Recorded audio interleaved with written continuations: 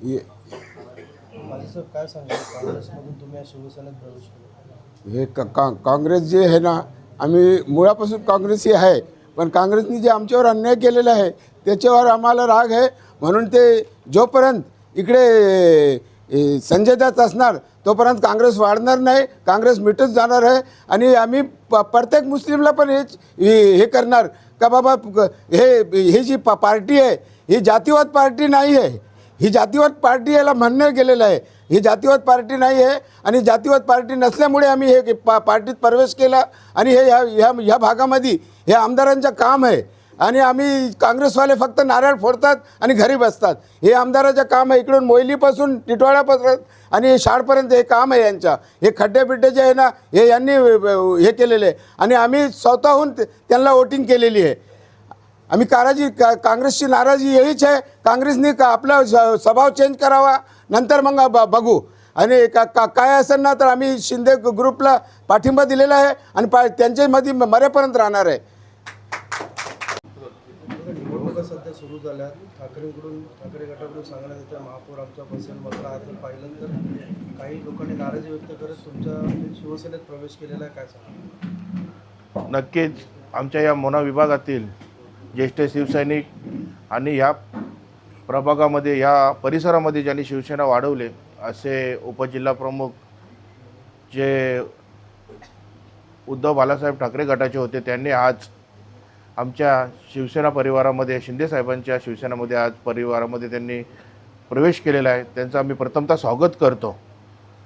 आणि त्यांची जी नाराजी आहे, एक निष्ठावंत एक शिवसैनिक म्हणून त्यांची ओळख होती आणि त्यांना कुठेतरी त्या पक्षामध्ये न्याय मिळाला नाही आणि कुठेतरी निष्ठा राहिलेली नाही.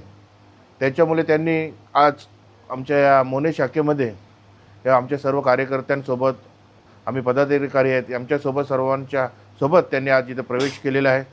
आणि नक्कीच भविष्यामध्ये त्यांच्यावर एक मोठी जबाबदारी देण्यात येईल आणि जो त्याच्यावर अन्याय झालेला आहे तोसुद्धा दूर करण्यात येईल. आताच माननीय आमचे खासदार श्रीकांतजी शिंदेसाहेब यांच्यावरसुद्धा मी फोनवर माझी बातचीत झाली. कामात ते व्यस्त असल्या कारणाने त्यांनी त्वरित आपल्या शाखेमध्ये त्यांचा प्रवेश करण्यास सांगितलं आणि 1-2 दिवसामध्ये त्यांची भेट घेऊन आम्ही काटकर साहेबांना नक्कीच न्याय देऊ. काटकर साहेब, काय सांगाल? ठाकरेंचे निष्ठावंत अशी तुमची ओळख होती, आज तुम्ही शिवसेनेत प्रवेश केला, काय घडलं? उपनेते बंड्या साळवी यांच्या मनमानीला कंटाळून त्यांनी जे कल्याण परिसर पश्चिममध्ये आमच्या पॅनल क्रमांक 4मध्ये इकडले तिकडले आयात उमेदवार आणून आम्हाला, माझी एवढी निष्ठा असून 77पासूनचा सैनिक आहे मी, तर त्यांनी डावलून, मला जाणून बुजून डावलून नाकारलं आणि आयात उमेदवारांना तिकीटं दिली.